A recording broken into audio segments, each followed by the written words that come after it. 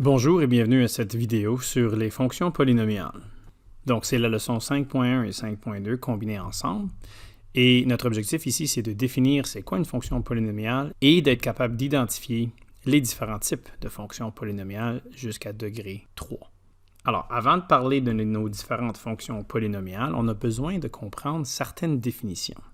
Et nos deux termes à comprendre sont directement au top de l'écran. Vous avez fonction et polynôme. Alors, commençons avec fonction. Une fonction, c'est une relation. Alors, avant de pouvoir comprendre c'est quoi une fonction, on a besoin de comprendre c'est quoi une relation. Mais quand on parle dans notre vocabulaire de tous les jours, j'ai une relation avec quelqu'un, ça veut dire j'ai un lien avec cette personne. Que ce soit je suis son ami, ou je suis son mari, ou je suis son oncle, ou peu importe, j'ai une relation avec la personne. En mathématiques, une relation, c'est aussi un lien. C'est un lien entre l'entrée et la sortie. Qu'est-ce que ça veut dire? Bien, si on considère notre x comme étant notre entrée, alors l'axe des x est notre entrée, bien notre sortie sera l'axe des y. Maintenant, on peut aussi remplacer notre vocabulaire mathématique ici, c'est-à-dire au lieu de l'entrée, on va parler d'abscisse, et au lieu de la sortie, on va parler d'ordonnée. Et je les ai mis en couleur ici. Alors, x en rouge et y en vert. Alors, notre relation, c'est que quand je vais entrer une valeur pour x, disons 4, bien, ma sortie va être une certaine valeur pour y, c'est-à-dire peut-être 2. Alors, disons, j'aurai un point là. Ma relation ici, c'est que quand j'ai 4 sur l'axe des x, j'ai 2 sur l'axe des y. Ça nous donne 7 coordonnées sur le graphique. Maintenant, je me suis permis de rentrer d'autres valeurs dans notre graphique. Alors, on peut ici voir la relation en plus de détails entre notre x et notre y. Lorsque x augmente, y augmente aussi. Lorsque x diminue, y diminue lui aussi. Donc, il y a relation entre l'abscisse et l'ordonnée. Une fonction, c'est une relation. Mais c'est une sorte spécifique de relation, c'est-à-dire c'est une relation où il y a seulement une sortie pour chaque entrée. C'est-à-dire il y a seulement une ordonnée, c'est-à-dire une valeur de y pour chaque valeur de x ou pour chaque abscisse. Donc, une fonction, c'est une relation où on ne peut pas avoir deux points sur le même axe vertical. C'est-à-dire, je ne peux pas avoir une valeur ici et une valeur ici en même temps, ou n'importe où autre sur cet axe vertical. Donc, comment est-ce qu'on sait si une relation est une fonction? On fait le test de la droite verticale. Si je suis capable de faire une droite verticale à travers ma relation et je touche toujours seulement un point, c'est une fonction. Donc ici, j'ai dessiné 4 différentes relations. Si on veut faire le test de la droite verticale pour déterminer si c'est une fonction, ça pourrait ressembler à quelque chose comme ceci. Alors, j'ai mis ma droite verticale à un endroit spécifique sur la fonction. Ici, il est impossible, peu importe où je mets ma droite verticale, il m'est impossible de traverser plus qu'un point. Donc ça, c'est une fonction. Ici, même chose, c'est une parabole. Et je vais toujours traverser un seul point avec ma droite verticale. Ici, bien, peut-être que là, je traverse un seul point. Peut-être qu'ici, je traverse un seul point. Mais si à une place, je traverse plus qu'un point avec ma droite verticale, ce n'est pas une fonction. Et ici, même chose. Je peux traverser toujours seulement un point. OK, imaginez-vous que j'ai bien dessiné ma courbe sinusoïdale ici. Je touche seulement toujours un point. C'est une fonction. En réalité, la façon dont je l'ai dessiné ici, c'est pas une fonction parce qu'on peut toucher plus qu'un point. Alors, dessiner comme c'est là sur l'écran, fonction, fonction, pas une fonction, pas une fonction. Et enfin, pour comprendre fonction polynomiale, on a besoin de comprendre polynôme. Alors, c'est quoi un polynôme? C'est une expression formée uniquement de produits et de sommes ou de différences de constantes et de variables. C'est-à-dire, ça pourrait être un polynôme. Alors, j'ai des produits ici entre constantes et variables et j'ai des sommes et des différences uniquement.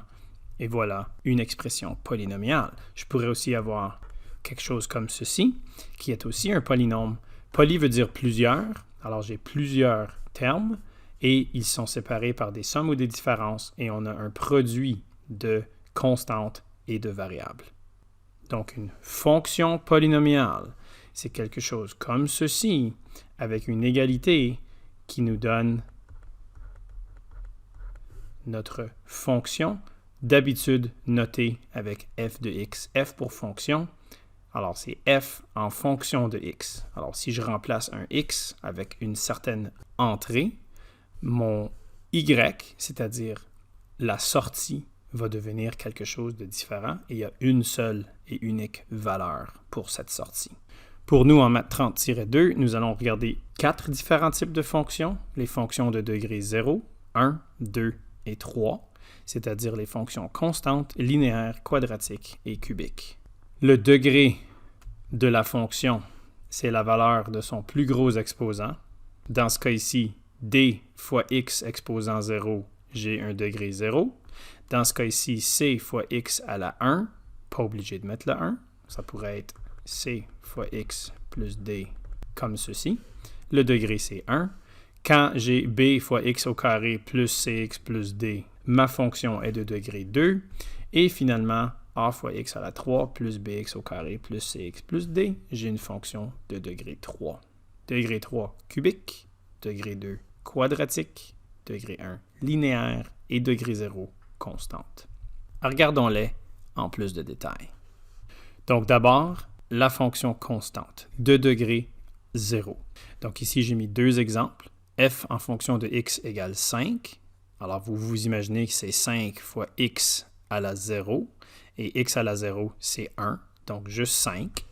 Et ici, on a f en fonction de x est égal à moins 3 fois x à la 0, qui est 1. On ne le met pas. Alors nous avons juste 5 et moins 3.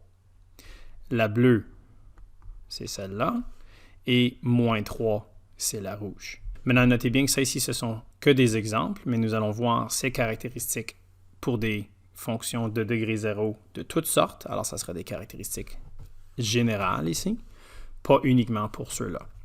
Alors, l'abscisse à l'origine, pour les fonctions de degré 0 ou les fonctions constantes, il n'y en a pas. Okay? Alors, si on regarde la ligne bleue ici, il n'y a pas d'abscisse à l'origine, c'est-à-dire il n'y a pas d'endroit où la ligne bleue traverse l'axe des x, touche l'abscisse quand on est à l'origine. Et même chose pour la rouge, elle ne traverse pas l'axe des x, donc il n'y a pas d'abscisse à l'origine. Maintenant, si j'avais la fonction f de x égale 0, bien nous aurions une ligne tracée directement sur l'axe des x, c'est-à-dire les abscisses à l'origine, il y en aurait un nombre infini. Les ordonnées à l'origine, bien nous pouvons voir juste ici qu'on traverse l'axe des y, donc nous avons un ordonnée à l'origine juste là. Et nous pouvons voir juste ici qu'on traverse l'axe des y, donc nous avons une ordonnée à l'origine ici aussi. L'ordonnée à l'origine pour la ligne bleue, cette fonction-là, c'est exactement 5. Et la fonction en rouge, c'est exactement négative 3. Donc, la valeur de la fonction est actuellement son ordonnée à l'origine.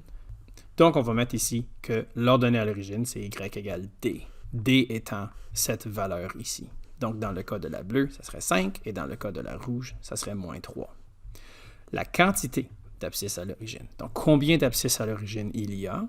Bien, nous venons de voir qu'on ne peut pas déterminer l'abscisse à l'origine, car il n'y en a pas. Alors, la quantité d'abscisses à l'origine, c'est 0. Encore une fois, au moins que nous avons la fonction y égale 0 ou f de x égale 0. C'est-à-dire, là, on aurait un nombre infini d'abscisses à l'origine.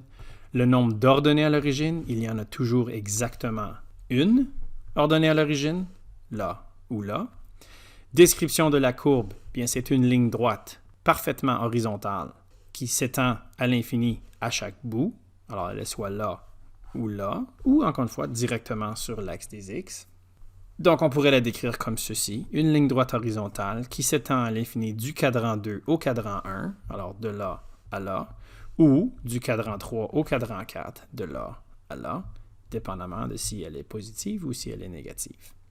Le domaine, x est tous les réels, voulant dire que ça continue à l'infini dans les deux directions. Alors, toutes les valeurs de x sont des entrées pour cette ligne rouge et toutes les valeurs de x sont des entrées pour cette ligne bleue. L'image, quelles sont les sorties? Bien, la sortie est toujours la même. La sortie, c'est toujours 5 pour la bleue ou toujours moins 3 pour la rouge. Donc, on peut dire que l'image, c'est y égale d. Encore une fois, d étant la valeur juste ici, qui varie d'une fonction constante à l'autre. Nombre de fois que la courbe change de direction. Bien, dans ces exemples, on peut voir que la courbe ne change jamais de direction. Donc, on va mettre elle change de direction 0 fois. Ça, c'est les fonctions de degré 0 ou les fonctions constantes. La prochaine sorte, c'est les fonctions de degré 1 ou les fonctions linéaires. Donc, encore une fois, une ligne bleue et une ligne verte.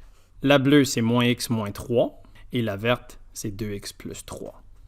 Alors, les abscisses à l'origine pour nos fonctions linéaires en général, bien, pour les déterminer, on va faire f de x égale 0, c'est-à-dire nous allons remplacer le f de x avec 0 pour donner, dans cet exemple, 0 égale 2x plus 3.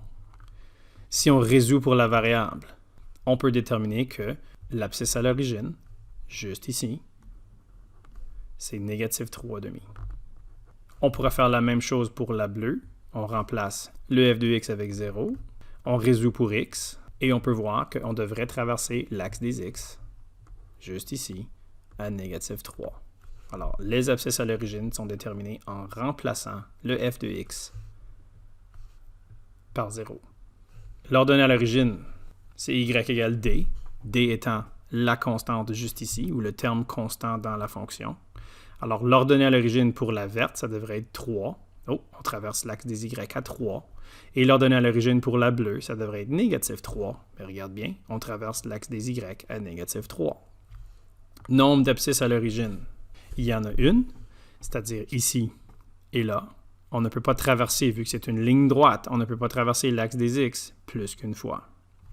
Même chose pour l'axe des y. Le nombre d'ordonnées à l'origine, c'est 1.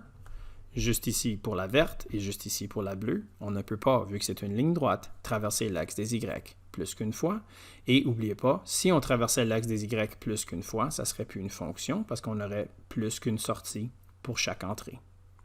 Description de la courbe. C'est une ligne droite, bien sûr. Elle est diagonale, soit elle monte de gauche à droite ou elle descend de gauche à droite, c'est-à-dire elle s'étend à l'infini du cadran 3 au cadran 1 ou du cadran 2 au cadran 4, voulant dire que son domaine, c'est de négatif infini à positif infini. Alors, x est tous les réels. Toutes les valeurs de x sont des entrées et toutes les valeurs de y sont des sorties. Le nombre de fois que la courbe change de direction, bien, c'est une ligne droite, donc elle ne changera jamais de direction. Alors, 0. Ça, c'est nos fonctions linéaires ou fonctions de degré 1. La prochaine, c'est nos fonctions de degré 2, ce qu'on appelle les fonctions quadratiques. Alors, abscisse à l'origine, même chose que les fonctions linéaires de tantôt. Si on substitue notre f de x avec 0 juste ici, ou juste là dans nos deux exemples, 0 égale 2x carré plus 3x plus 3, on est capable de déterminer où est-ce qu'on traverse l'axe des x. Des fois, on ne le traversera pas. Des fois, on le traverse 2 fois. Ordonnée à l'origine, vous aviez deviné, y égale d. Alors, négative 3 pour cet exemple et positif 3 pour cet exemple. Donc, à vous de déterminer laquelle de ces deux fonctions est laquelle de ces deux courbes. Et c'est bien ça. Celle qui traverse l'axe des y à plus 3, elle est juste ici. Et celle qui traverse l'axe des y à moins 3, elle est juste ici. Alors, cette fonction, c'est cette courbe. Et cette fonction, c'est cette courbe. Nombre d'abscisses à l'origine, il y en a soit 0, 1 ou 2. Bien, on peut voir ici l'exemple en vert, il y en a 2. On traverse l'axe des x à 2 places. Dans le cas de cet exemple, on ne touche pas du tout l'axe des x, donc il y en aura 0. Mais on peut aussi en avoir une. Alors, vous vous imaginez une parabole qui descendrait, toucherait l'axe des x à une place et continuerait. Maintenant, ça pourrait être comme ceci ou comme ça. Ça ne dérange pas. On a seulement une place où on touche l'axe des x, donc il y en aurait une abscisse à l'origine. Le nombre d'ordonnées à l'origine, vous avez deviné, il y en a toujours juste une, sinon ce n'est pas une fonction. Alors, dans ce cas ici, on traverse celle-là. Dans ce cas ici, on traverse celle-là. Celle-ci pourrait continuer pour aller traverser à quelque part loin là-bas l'axe des y, mais seulement à une place. Description de la courbe. C'est une courbe en U qu'on appelle une parabole, et elle s'étend à l'infini soit du cadran 2 au cadran 1, ou du cadran 3 au cadran 4, dépendamment de si elle est ouverte vers le haut ou ouverte vers le bas. Donc, quand c'est Q2 à Q1, on verra plus tard que la valeur de a dans notre fonction quadratique est plus grande que 0. Et quand c'est Q3 à Q4, notre valeur de a est plus petite que 0, c'est-à-dire négative. Le domaine, bien vu que notre parabole continue à l'infini vers la gauche et vers la droite, le domaine, c'est tous les nombres réels. Et l'image, bien, elle continue par en haut comme ceci. Et ici, encore une fois, si c'était une parabole dans le sens inverse, elle continue par en bas dans cette direction-là. Mais elle commence à une place et s'en va vers le haut, ou commence à une place et s'en va vers le bas. Donc, voilà notre image. Dépendamment de si c'est ouverte vers le haut, notre Y, c'est tous les réels, c'est-à-dire ça continue à l'infini, mais ça commence à la valeur du minimum. Alors, ce point ici, quand c'est ouvert vers le haut, c'est le minimum. Mais quand la parabole elle est ouverte vers le bas, là, le point juste ici, c'est le maximum. Donc, on va dire que notre Y, c'est tous les réels, ça continue à l'infini par là-bas, mais ça commence en un point qui est juste ici, Y égale le maximum. Et le nombre de fois que la courbe change de direction, bien, si on prend l'exemple en vert, elle montait, donc elle s'en allait vers le haut, et maintenant, elle s'en va vers le bas, donc elle a changé de direction une fois, juste ici, en un point. Celle-là, elle s'en allait vers le bas, et là, elle a changé de direction juste ici, et maintenant, elle s'en va vers le haut, donc elle a changé de direction à une place, une fois. Ça, c'est nos fonctions quadratiques de degré 2. Notre dernier type de fonction, c'est les fonctions de degré 3 ou les fonctions cubiques. Donc, vous allez vous essayer pour déterminer ces caractéristiques, appuyez sur pause. Et maintenant, la solution. Voilà, on remplace f de x avec 0 pour trouver les abscisses à l'origine. Notre ordonnée à l'origine, c'est y égale d. Alors, encore une fois, ici, notre constante, qui est négative 3. Donc, cette fonction traverse l'axe des y à moins 3, juste ici. Donc, on peut conclure que cette fonction, c'est cette courbe. Et cette fonction, qui traverse l'axe des y et l'axe des x, à 0, à l'origine, c'est parce qu'il y a 0 ici. La constante, qui n'est pas écrite, c'est 0. Donc, la voilà. L'ordonnée à l'origine. Le nombre d'abscisses à l'origine, soit on touche 1, 2, 3 fois, ou on touche une fois, ou on pourrait aussi toucher 2 fois. Alors, elle pourrait descendre, toucher et remonter, et ensuite traverser. Soit dans cette direction-là ou l'inverse. Mais peu importe, 1, 2 abscisses à l'origine seulement. Le nombre d'ordonnées à l'origine sera toujours 1, sinon ce n'est pas une fonction. Description de la courbe, c'est une courbe sigmoïde ou en forme de S, qui s'étend à l'infini de cadran 2 à cadran 4 ou de cadran 3 à cadran 1, dépendamment de si elle monte de gauche à droite ou si elle descend de gauche à droite.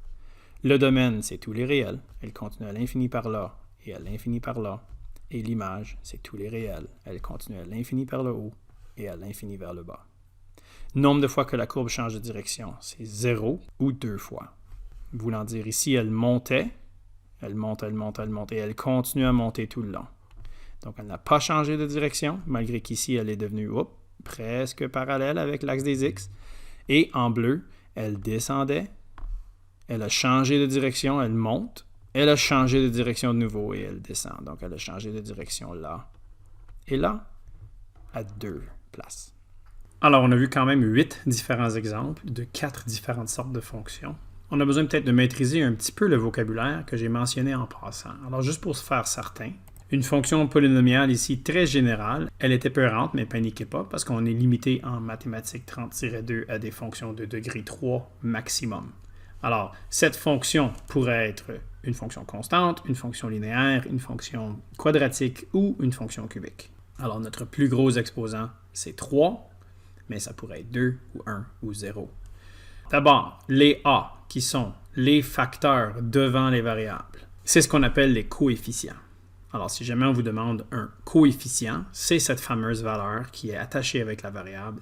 C'est une valeur qui est multipliée par la variable. Donc, si on prend l'exemple de f de x est 8x carré moins 16x plus 4, et on vous demandait d'écrire tous les coefficients, bien, nous avons un coefficient ici et un coefficient ici. Donc, la liste de nos coefficients, ça serait 8, négative 16 et positif 4. C, c'est un terme constant. Alors, la valeur qui n'est pas toujours à la fin, faites attention, cherchez pas toujours à la fin. cette valeur-là, celle qui a pas de variable, qui est fois x à la 0, donc on ne le met pas, ça c'est notre constante ou notre terme constant. Donc si on demandait quel est le terme constant dans notre exemple, c'est 4. Ça c'est notre C. N, c'est un nombre naturel. Alors, les exposants doivent être des nombres naturels. Ils ne peuvent pas être des fractions. Ils ne peuvent pas être des nombres décimales. Ils ne peuvent pas être négatifs. Ils doivent être des nombres naturels. X, c'est une variable. Ça ne sera pas toujours X. Ça pourrait être une autre variable, mais peu importe, il y aura une variable. On a déjà établi que l'exposant le plus gros donne le degré du polynôme. Et, dernière petite définition, le coefficient dominant. Si on détermine la plus grosse valeur de l'exposant, le coefficient qui est devant cette variable, c'est notre coefficient dominant. Alors par exemple, si on demande le coefficient dominant ici, ça serait 8, celui qui est attaché avec la variable qui porte le plus gros exposant. Maintenant, attention, les valeurs ne sont pas toujours en ordre de l'exposant le plus gros à l'exposant le plus petit. Si on avait cet exemple ici, quels sont nos coefficients? 14 moins 8 plus 4 et moins 1. N'oubliez pas, le 1 n'est pas indiqué, mais c'est moins 1. Ça, ce sont nos coefficients. Le terme constant, ça serait 14, celui qui n'a pas de variable, ou x à la 0. Le degré de cette fonction, c'est 3, le plus gros exposant à la variable, et le coefficient dominant serait 4. Donc, c'est à ton tour. Avec cet exemple, détermine quel est le degré, quel est le terme constant, le coefficient de la variable x au carré et le coefficient dominant. Appuie sur pause et voilà la solution. Détermine l'ordonnée à l'origine, l'abscisse à l'origine et identifie le graphique de cette fonction. Alors, le A, c'est quelle courbe, le B, c'est quelle courbe et le C, c'est quelle courbe. Appuie sur pause et maintenant la solution. Donc, cette courbe juste ici, c'est notre fonction cubique. Donc la courbe C. Cette courbe ici, qui est une parabole ouverte vers le bas, c'est le B, fonction quadratique, degré 2. Et notre droite diagonale qui monte de gauche à droite, c'est notre fonction linéaire qui est le A. L'ordonnée à l'origine de cette courbe, c'est juste ici, qui est difficile à déterminer ici sur la ligne parce que c'est pas bien gradué, mais si on regarde, ça devrait être 7. Et l'ordonnée à l'origine de nos deux autres, juste ici, ils ont tous les deux négatif 2 comme terme constant, donc on a une ordonnée à l'origine de négatif 2. L'abscisse à l'origine, bien l'abscisse à l'origine de celle-ci, elle est juste là, et c'est négatif 2,5.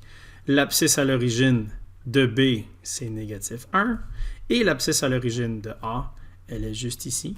Difficile à déterminer à cause du manque de graduation de la courbe.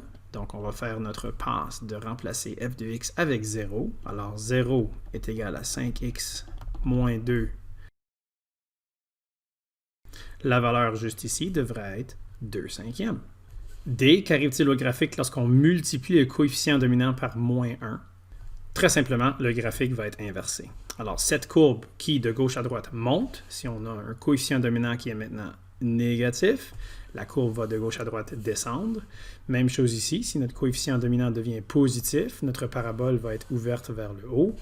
Et si notre coefficient dominant ici change à négatif, on va avoir une ligne qui descend de gauche à droite. Exemple 3. Esquisse le graphique d'une fonction polynomiale pouvant posséder chaque ensemble de caractéristiques ci-dessous. Que peux-tu conclure à propos de l'équation de la fonction qui a ces caractéristiques? Alors, on a besoin de faire un graphique pour cette description et un graphique pour cette description. Je te laisse essayer. Appuie sur pause. Et maintenant, la solution. L'image doit être tous les réels, mais à partir de négatif 2 en montant. Alors ça nous dit que c'est une parabole. Alors le A, c'est une parabole. Première information. L'ordonnée à l'origine, c'est 4. Donc on sait que notre parabole doit traverser l'axe des Y, juste là. Et elle a un minimum à négatif 2. Donc, à quelque part sur cette ligne, on va avoir le minimum. Autre que ça, je ne connais pas plus d'informations. Exactement où est le minimum, on aurait besoin d'autres détails, mais disons je le mettais juste ici. On aurait une parabole qui pourrait faire quelque chose comme ça, environ. B, l'image, c'est tous les réels, donc ce n'est pas une parabole, mais ça pourrait être linéaire ou cubique. Et on a d'autres informations. Le graphique change de direction en un point dans le cadran 3 et le cadran 1. Donc, il y a un point dans le cadran 1 où on change de direction et il y a un point dans le cadran 3 où on change de direction. Donc, c'est définitivement pas une fonction linéaire, c'est une fonction cubique. Disons que je détermine de mettre mon point dans le cadran 3 juste ici où on change de direction et mon point dans le cadran 1 juste ici où on change de direction. Bien, ça ne peut pas être une fonction cubique qui monte, qui change de direction ici, puis après ça, qui, d'une façon bizarre, changerait de direction en haut là. La seule façon que ça peut fonctionner, c'est une courbe cubique qui descend, touche ce point en changeant de direction, remonte, touche ce point en changeant de direction et descend. Sans information supplémentaire, on ne pourrait pas donner d'autres caractéristiques de cette fonction. C'est-à-dire exactement où on traverse l'axe des Y, où on traverse l'axe des X, on ne le sait pas. Mais on sait qu'au moins, c'est quelque chose comme ceci. Pour la deuxième partie de la question, que peux-tu conclure à propos de l'équation de la fonction qui a ces caractéristiques? D'abord, le coefficient dominant de notre parabole est positif parce qu'elle est ouverte vers le haut. Et le coefficient dominant de notre fonction cubique est négatif parce qu'elle commence en descendant et elle termine en descendant. Exemple 4, à l'aide d'une calculatrice à affichage graphique, détermine la position des points où le graphique de chaque fonction change de direction. Appuie sur pause et maintenant la solution. Donc voilà ma calculatrice à affichage graphique. On va rentrer dans sa fonction graphique, juste ici. X exposant 3 plus 6x au carré. Enter. Et on appuie sur Graph. Bien, présentement, la façon que ma fenêtre elle est affichée, ça ne me permet pas de voir où en haut dans le cadran numéro 2, est-ce que la fonction change de direction. Donc, j'ai besoin de régler ma fenêtre pour voir plus de mon axe des Y par en haut là. Alors, je vais aller dans Window et je vais rentrer un Y max de 40. Voilà, on peut maintenant voir notre fonction cubique qui change de direction juste ici dans le cadran 2 et juste ici à l'origine. Comment est-ce qu'on trouve le point exact où on change de direction? On va utiliser la fonction calc. Alors, bouton deuxième fonction trace pour aller chercher la fonction calc. Et là, on veut trouver le maximum. Malgré que ce n'est pas un maximum dans cet instant, on veut quand même calculer en haut là. Donc, on a besoin de placer notre curseur à gauche, de là où on pense est le maximum. On pèse sur Enter. Le logiciel place une petite ligne pour dire « OK, je vais vérifier le maximum sur ce côté-là de la ligne ». On se tasse maintenant à la droite de là où on pense est le maximum. On pèse Enter encore. Là, on va vérifier sur ce côté-là. Fait qu'on va checker entre ces deux lignes verticales où se trouverait le maximum. Il devine, on ne veut pas qu'il devine, on pèse Enter une troisième fois et il va indiquer que notre X, quand il est négatif 4 environ, si on arrondit, notre Y va être 32. Alors, les coordonnées de ce point, c'est négatif 4,32. On va l'écrire ici. Et l'autre point, c'était à 0,0. B maintenant, on retourne dans notre calculatrice dans la fonction graphique, dans le Y égale. Et là, on doit rentrer cette fonction. Alors, x, parenthèse, x moins 1, parenthèse, x plus 2, Enter, et on pèse Graph. Donc, notre fenêtre est encore réglée à moins 10, 10, moins 10, 40. C'est correct, ça fonctionne. On ne voit pas très bien, alors on pourrait la rapetisser, la ramener à 10. Et voilà, on voit un peu mieux notre fonction. On a besoin de trouver ce point-là et ce point-là avec la fonction calc de notre calculatrice. Maximum pour ce point-là.